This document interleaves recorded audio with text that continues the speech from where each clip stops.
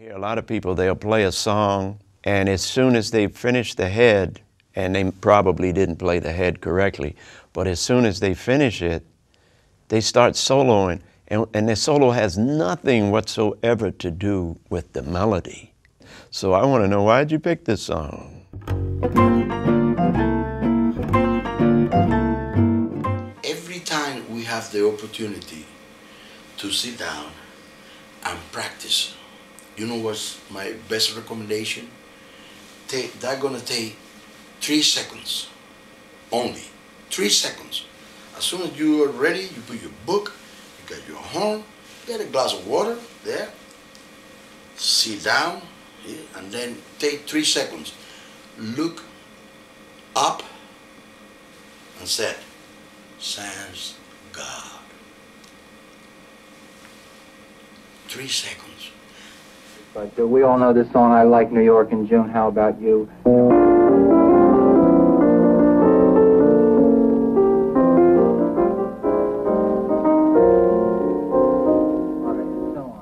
Well, say a person who wants to learn to improvise on this framework, and they hear them play it, something like this, for instance, maybe.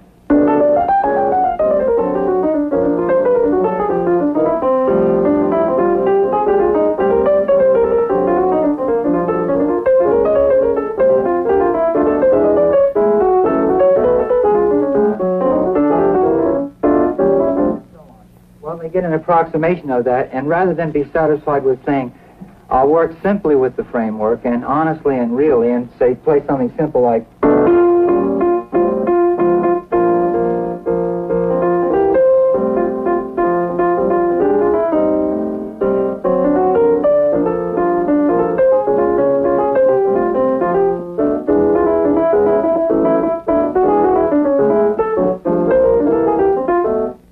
to approximate the other thing, but in a vague way. Derek Hodge, bass player on Blue Note Records. Great producer, great songwriter, said the most hippest thing. Me and Robert was sitting, he was playing the most beautiful music on the bass I've ever heard in my life, and I turned to him and I said, "Man, you're a genius, this is beautiful." He turned back without a smile and said, "Man, I'm just responding." And was really serious, and me and him looked at each other and went, "That's awesome." That taught me so much, you know. I think, you know, my education, more than the specifics of what I studied, just having a strong general liberal arts education, I think, has enriched me as a person and enriched me intellectually. And what I mean by that is learning how to think critically. You know, I think that's really what a liberal arts education is all about.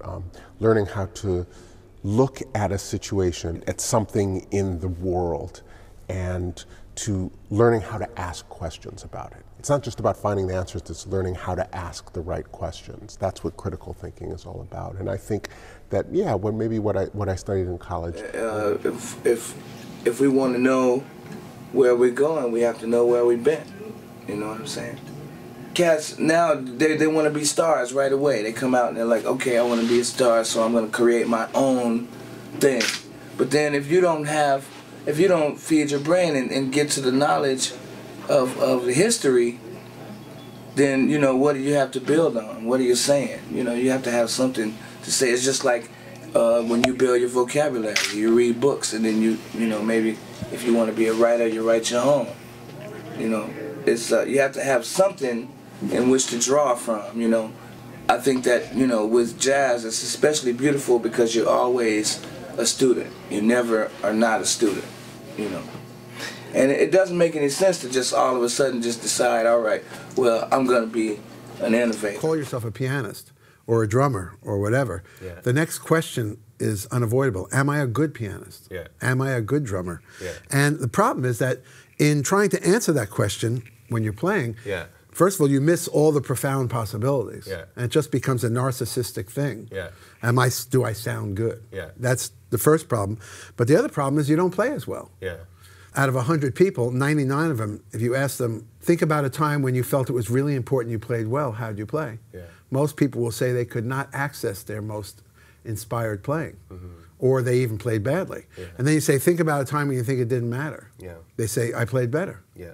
So that alone should prove to you that what you want to do is continue to bring down the sense of importance about what you're doing and find a place where you're not really trying. I don't think it's a matter of taking external information and internalizing it. I think it's just the reverse. I think it's taking external information to bring out your own internal information. In other words, when you are attracted to a particular artist, there's a reason for it.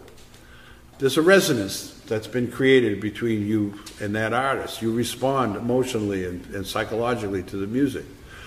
The reason is, one of the greatest definitions of art I ever heard is, art is supposed to teach you something about yourself you didn't know before. It's supposed to be a process of self-discovery. What to practice, what you respond to emotionally on an intuitive level. I believe it's the key of the sound. You're going to be able to produce the kind of sound you could guess, the kind of sound you could imagine. You have to do to switch and sound differently is internally. It's not have nothing to do with the horn or a technique or something. It's what you want and the way you want to sound. You play, I mean, they don't want anything, they don't want to sit there and try to, try to figure out what you're doing. No one should have to strain to understand what's going on the bandstand. I mean, people want to feel good, I mean, I like dissonance, don't get me wrong. I like dissonance, I like to play the out weird, crazy things, but I don't care how much of an artist you think you are, we're still in show business. And if you want to continue to work, you gotta play for people, man. And there's a way to do that without dumbing down the music. It's already been proven that you can keep the music accessible without dumbing it down.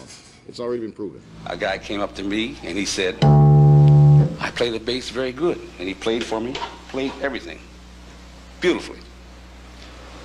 But his sound was awful. And I said, just go back and learn how to get a sound out of the instrument.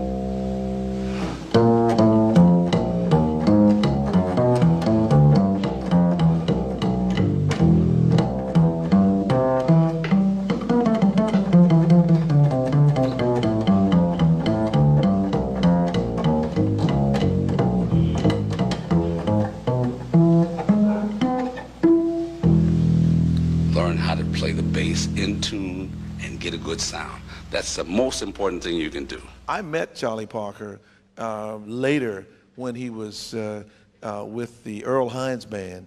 And at that time, the guys who traveled on the bus, they complained a lot because Charlie Parker would get scores from Stravinsky and people like that.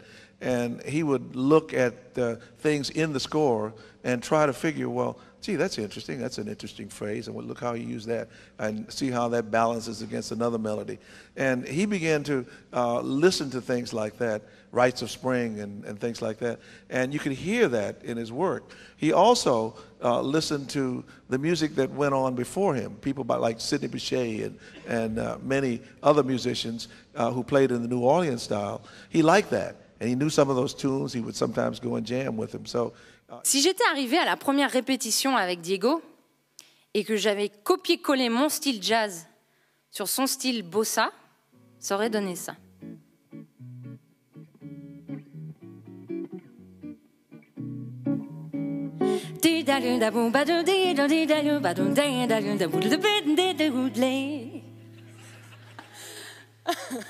C'est pas terrible.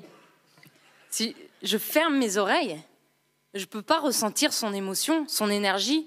Je martèle mon idée, je coupe tout dialogue possible et je lui marche sur les pieds. En revanche,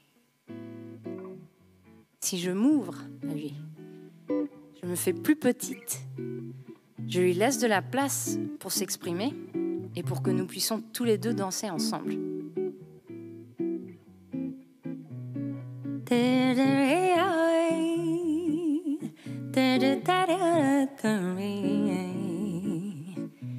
Hey.